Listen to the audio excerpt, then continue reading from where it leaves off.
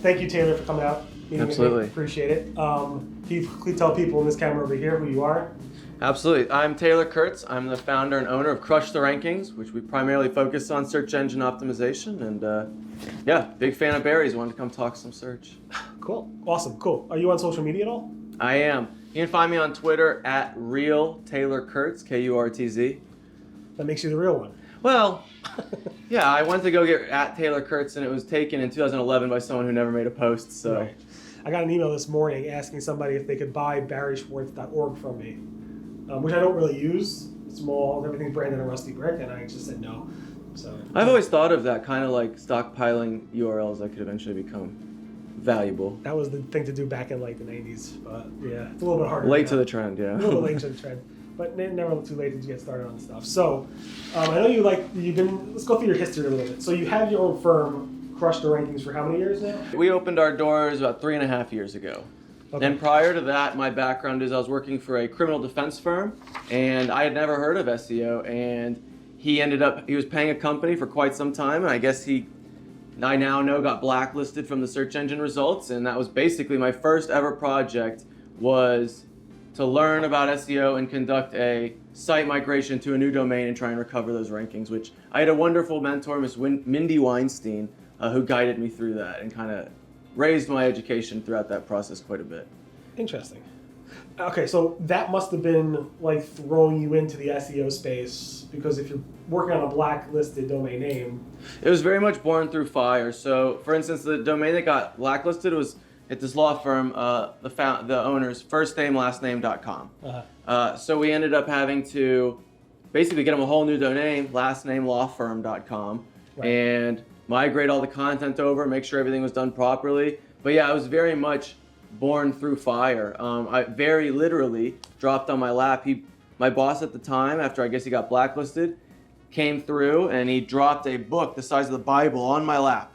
And it said something about, I might have even said the Bible of SEO, some SEO book, and I had to ask, what is SEO? It's about 6-7 years ago.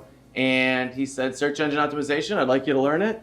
So I was able to learn it, and I was given the resources through that company to kind of go to conferences and raise my knowledge, and had great success with his website, and just kind of started on a freelance basis, taking other projects, and had great success there, and kind of just saw the light and ended up saying, well, I don't think I'm going to be an attorney at this point, so I'm going to try this search route. And I've loved it ever since. Okay, so it seems like while you were working there, or maybe towards the end of you working there, you decided to start your own company. Correct. What was that? What made you decide to start your own company?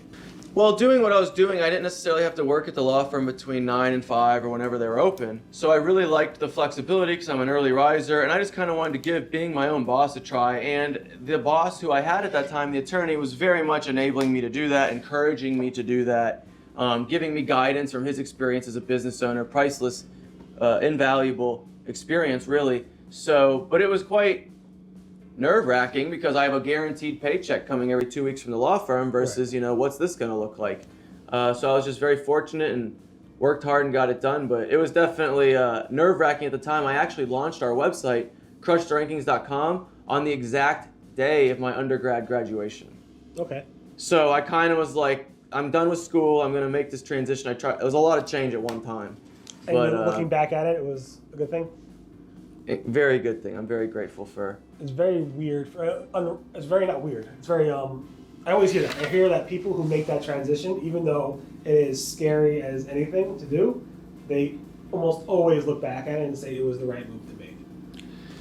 It was, but it's just like I said, I have to give so much gratitude to people who helped me along the way. For instance, Mindy Weinstein teaching me how to do SEO the right way and avoiding black hat tactics, things like that. To my boss, the biggest thing really was my boss at that time enabling me to learn, paying for my education, but also just having his website to utilize as a guinea pig, and his trust. Where basically he said, if you make a mistake, let me know. But I had a website where I could kind of, okay, here's something that I was told might work, get to test it here and see the tangible results.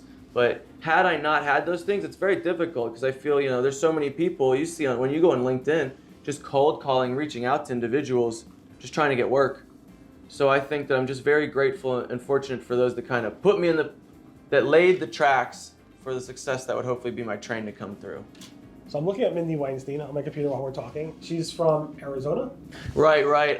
I initially saw her speak in Chicago at a Search Engine Journal Summit, and her big, she was from Bruce Clay prior to that, and I guess that's where she kind of got her education. But the thing that really drew me to her was she said she got her start writing content for a law firm. And so I'm sitting in the audience saying, this is where I want to be, this level of knowledge and authority, and she started in a very similar position to where I was at that time. So I kind of saw myself in that, and she's just been so tremendous to, say whenever you have a question or a call. Yeah, she teaches out at Grand Canyon University, and I've been fortunate enough to guest lecture a couple times in person and through Zoom recently. So really just blessed to have that relationship. It's good. I kept mentioning her name. Like, that sounds so familiar. So I just followed her on Twitter. So I appreciate you reminding me about her. So great, awesome. All right. So what is your crush the rankings? Is it just pure work with any company, or you have a specialty? Initially, we were very much targeted towards law firms, but I try to be very ethical from the standpoint of, if I have a law firm in Tampa, Florida that does criminal defense, I will not have any other criminal defense in that area. Like, I don't represent competitors of each other. You get basically exclusivity. And so I kind of realized if you do that and get big enough with law firms, you're going to, best case scenario, start phasing yourself out of markets.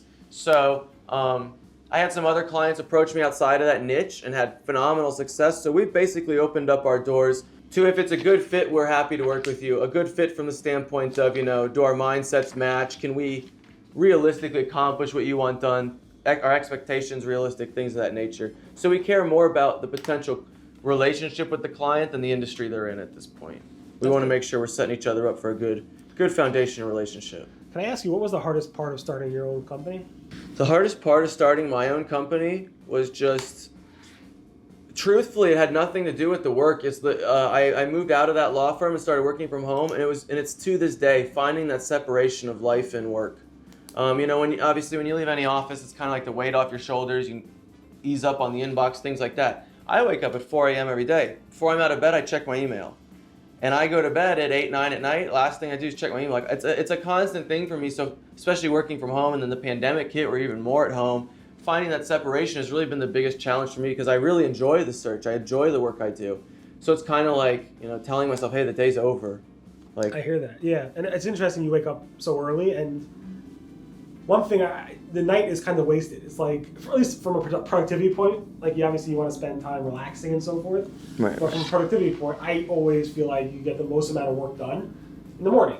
So you used to go to sleep at 8, 9 o'clock at night, so you can get up at 4 o'clock in the morning. It's probably the most productive way you can actually run your business. 100%. A big part of that, I always woke up early, but a big part of it was when I moved from Florida to Colorado, I didn't want to be perceived as like falling off or something like that. So I wanted to make sure that I could still accommodate that Eastern schedule, which I like working at. But like you said, I feel like my most productive time of the day is before 9 a.m. Because if I have deliverables, actionable tasks that require my real focus and commitment, that's when I can get it done. After 9, meetings pick up, the inbox starts getting more active, so I'm spending more time reacting. Whereas when it's quiet in that morning time, I can really get to work on that to-do list a bit more. It's the most effective time to produce something. Yeah, I love it. People think I'm crazy too. I haven't set an alarm in years. Like my which was a big problem living in Florida. I'd go visit California and be up at 2 a.m. local or something crazy. But no, it's definitely, I thought growing up, man, my dad gets up so early, he's a lunatic. And now it's like, man, I just wish it would stay dark out a little longer. This is great.